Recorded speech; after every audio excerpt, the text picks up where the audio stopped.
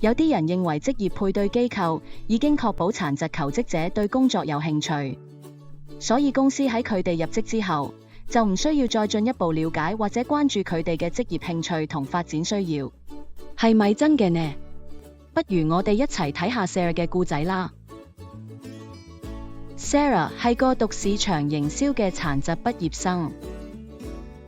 職業配對機構嘅阿明想佢快啲有工開，覺得咁樣可以幫佢快啲好返，甚至重新適應到社會。Sarah 等咗咁耐，終於有公司肯面試佢，我要快啲幫佢揾到工。公司好歡迎 Sarah 加入，但對殘疾人士嘅需求唔多了解，以為中介已經同 Sarah 就職務有充分溝通，同埋睇過晒所有無障礙設施係適合 Sarah 嘅。中介話 Sarah 有興趣，份工又簡單，我哋有基本無障礙設施，應該冇問題嘅。Sarah 急住揾工，但對呢份工心大心細，驚份工同自己讀嘅科無關，公司環境又未必啱輪椅，但又怕推咗會令中介同屋企人失望。份工同我讀嘅唔係好夾，日日做數據輸入輸出，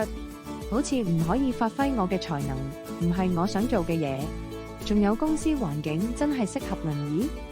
但中介咁落力幫我，如果我 say no 會唔會俾人話唔識做？ Sarah 勉強接咗份工，但好快發現公司環境對佢呢種大型輪椅使用者好唔友善，例如通道狹窄，想轉個彎入自己位都好困難，洗手間無障礙設施不足。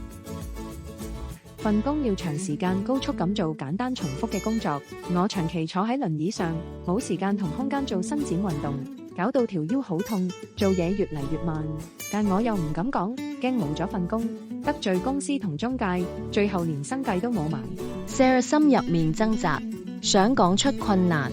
又驚人覺得自己奄尖或者唔識感恩，驚冇咗份來之不易嘅工。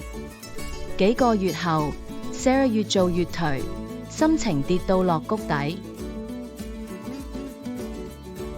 Sarah 嘅故仔暫時講到呢度。大家睇咗個故仔之後，仲會覺得殘疾人士係咪淨係會揀啱興趣或者啱佢個人發展需要嘅工作，而唔會接受其他機會嗎？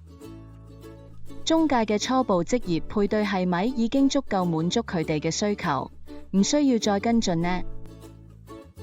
現實係，好似一般求職者咁，殘疾人士如果揾唔到理想嘅工作，都可能會接受過渡性嘅工作嚟維持生計，同時尋求更合適嘅工作機會。不過，因為制度性障礙或者職場上嘅偏見，佢哋求職過程中通常會面對更大壓力同選擇限制，結果好多時佢哋會接受唔完全適合嘅工作，但又唔敢表達自己嘅需求或者期望，令到工作滿意度同長遠發展都受到影響。